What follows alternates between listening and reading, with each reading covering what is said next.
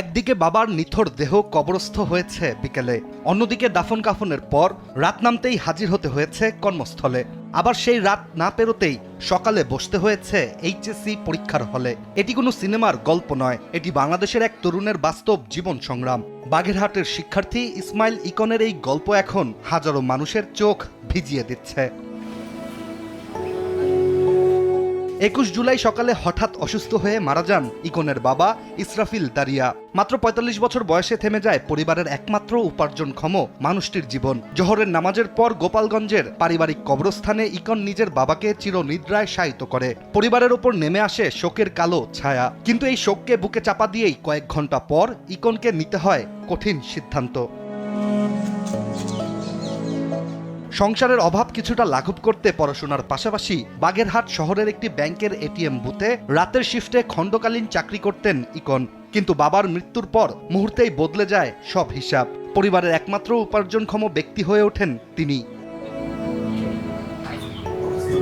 আর বাবার দাফন শেষ করেই সেদিন রাতেই কর্মস্থলে ছুটে যেতে বাধ্য হন ইকন। কারণ কাজে না গেলে সংসার চলবে কিভাবে।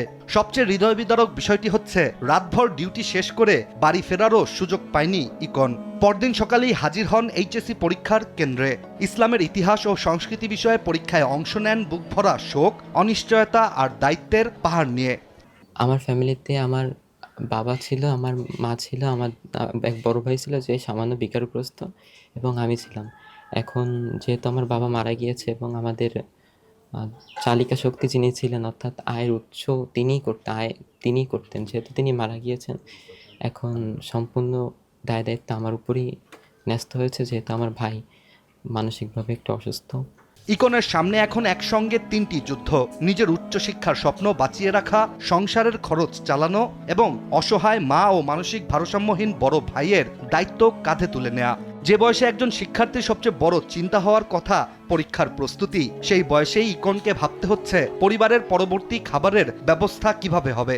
এরা খুবই অসহায়, যে লেখাপড়া করে খুব কষ্ট করে লেখাপড়া করে। বড় ছেলেটা দুর্ঘটনায় মাথায় সমস্যা হয়েছে, আর্থিক সমস্যার কারণে চিকিৎসা দিতে পারিনি। এখন এই ছেলের লেখাপড়া এবং সংসার চালানো নিয়ে এই ছেলের অনেক দায়িত্ব। আমরা আমাদের থেকে চেষ্টা করব, কিন্তু দেশবাসীর কাছে দোয়া চাবো আর সরকার এবং প্রধানমন্ত্রীর কাছে বলবো যে আর্থিক সহযোগিতা যদি সহযোগিতা করতে পারে, এই দৃষ্টি কামনা করি যে সরকার যেন তাদের দৃষ্টি দিয়ে তাকায়। জীবনের সবচেয়ে কঠিন মুহূর্তেও মানুষ যে দায়িত্বকে সবার আগে রাখে, ইসমাইল ইকনের গল্প যেন সেই সত্যেরই এক জীবন্ত উদাহরণ। ইশতিয়াক হোসেন, দেশ টিভি।